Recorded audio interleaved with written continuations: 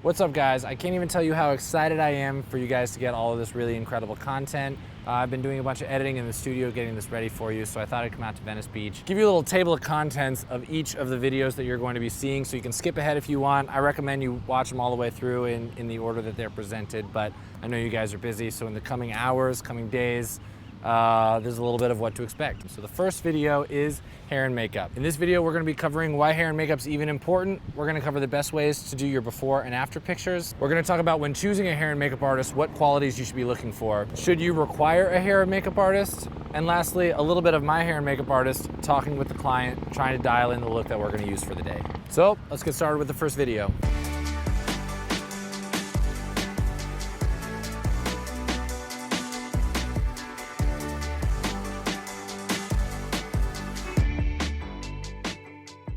Okay, are we ready? Is it starting? What's up, guys? What's up? Thanks for coming out today. So we are going to be going over, I haven't rehearsed any of this, by the way, so we're just winging it. So this is the course teaching guys how to start their boudoir business, kind of get going, that sort of thing. So we got our two photographers here, Aaron and Jose, and this is makeup artist Miranda, and this is our model today, Sandy. And we're going to be asking a bunch of questions in a minute upstairs, but first I just wanted to start with hair and makeup because they're going to get started. Every one of my shoots, we do hair and makeup. And Miranda's one of my amazing makeup artists. And so first of all, like, why is hair and makeup important? It makes our client feel amazing and beautiful. It helps out with the retouching afterwards.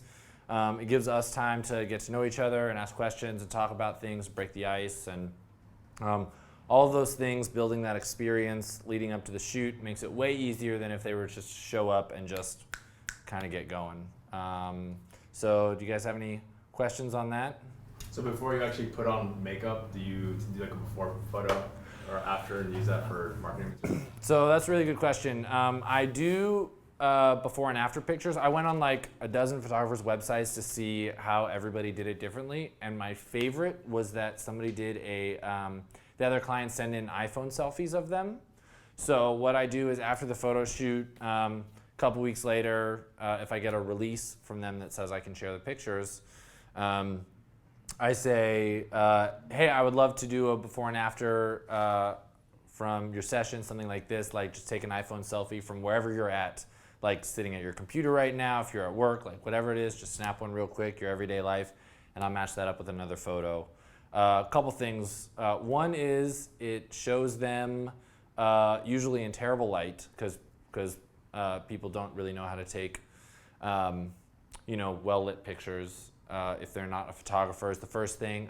There's no depth of field on an iPhone selfie.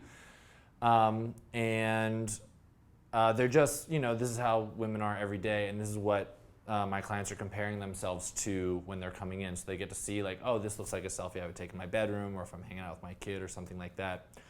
So that's what I do. I used to do we'll do beautiful like shot right here, but I didn't feel like they had as much impact, and I also thought that it was a little bit bombarding to say, hey, I'm gonna take your picture while you don't have makeup, which is can be really jarring because from what I know, a lot of women who are used to wearing makeup like don't typically leave the house without makeup. So to be like, here's a picture of you without hair and makeup, like I'm gonna throw this up on my website, can be a little intimidating when they first walk in the door. Right. So that's how I do the before and afters. All right. How do you choose your makeup artist? That's a super good question. So Miranda and I met at a convention in Ojai, California, and she moved here from New Jersey. And I know she's done incredible work, and I got a big referral from another photographer. But the three things that I need from a makeup artist is that they are easy to schedule with and organized, that they are really good at what they do, and that they make my clients feel amazing. So I've very often had two of the three, but it's very rare to find somebody with all three. So that's those are my criteria. When I first moved to LA, I set up shoots with about 3, 4, 5 different hair and makeup artists, and the ones that were easy to schedule and were super professional and did a really good job and made my client feel amazing were the ones that I called back, and the other ones I did not. So one more question about hair and makeup. Yeah. Do you require hair and makeup? Or Yes. That's, okay, so it's It's included in the session cost. I think it's an integral part of the experience. If it's a friend of mine who I've known for a bunch of years and their budget is like super low, but I really want them to have an experience, I'll allow them to come in without hair and makeup and charge them like the friend cost. But nobody who calls and says, I've got a friend who does hair and makeup, I'm in the beauty industry, like, can I do my own hair and makeup? I never let that happen because I don't know how good they actually are, how good the friend is. I've had the friend come do hair and makeup and put like crazy blue with like feathered lashes and just like whatever they want to do. yeah. And I don't care what the hair and makeup artist wants to do. I care how my client's gonna feel and look in her pictures. So I have complete control over that by including it in every session. And that's something that women, when we're on the phone and like, tell me about your shoots, well, hair and makeup's included, they say, thank God. They're like, perfect, I don't know how to do it. That's really good news. Also that it's all bundled in one. It may be a little bit more expensive, but it feels less like I'm nickel and diming them. You do the shoot, and then also you have to pay for hair and makeup on top of that, and then also you have to, yeah. What kind of direction do you give her? I know she's been working with you for a while, but say Yeah. she's a makeup artist as far as what you want to kind of paint her like. So this is an area where I really do leave it mostly to Miranda, and you can speak a little bit on this. But for me, let's see. So our very first couple of shoots, I think I may have like on a couple of clients, I may have said like a little bit more this, a little bit less this. But since then, like when they come in, it's her conversation with the client. It's not my conversation with the client or my conversation with Miranda because the client knows how she normally wears her hair and makeup. If she usually uses a couple colors, if she's not used to having any hair and makeup on, whatever it is, you know, I don't even know different makeup products. Like I wouldn't be able to even tell you the first step.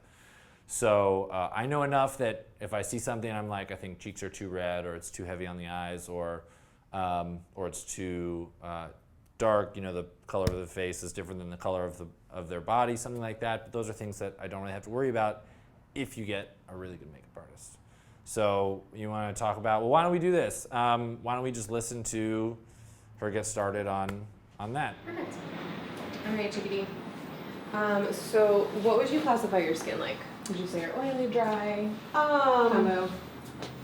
Yeah, a little bit of Little combo. Definitely not oily. Okay. Yeah. So dry in the T-zone, Sure. Yeah. or oily in the T-zone, dry in the cheeks. Mhm. Okay. So when you do your own makeup, what do you typically do?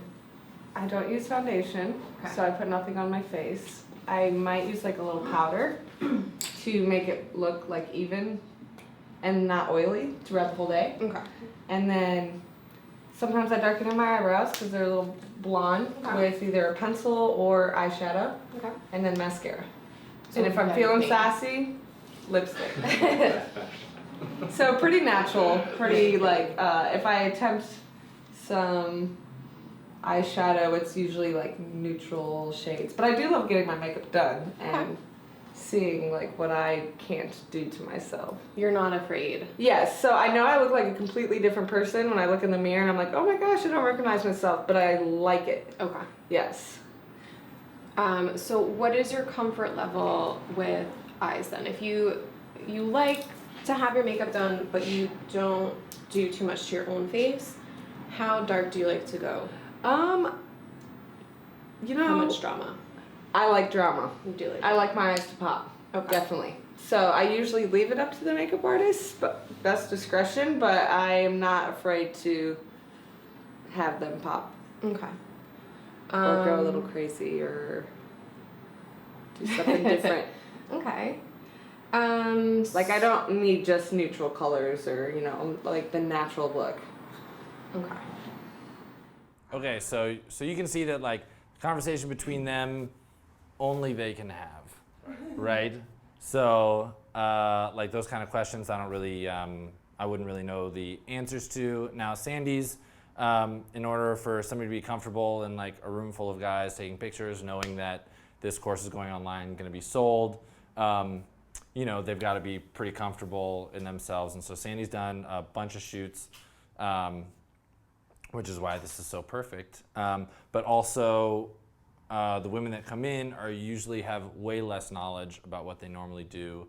They, you know, what's most common is for them to say, I want us to look like me, I want to be natural, but, you know, like we're here and I'm doing a boudoir shoot, so let's add a little bit of extra. So whatever that is, Miranda does a really good job of gauging what they really mean when they say whatever it is that they say. So again, you know, that's a, you know, we're just gonna let them go ahead. So I usually stay down for about the first 10 to 15 minutes. We're chatting, we're talking about all kinds of things. Have they talked to their friends about this?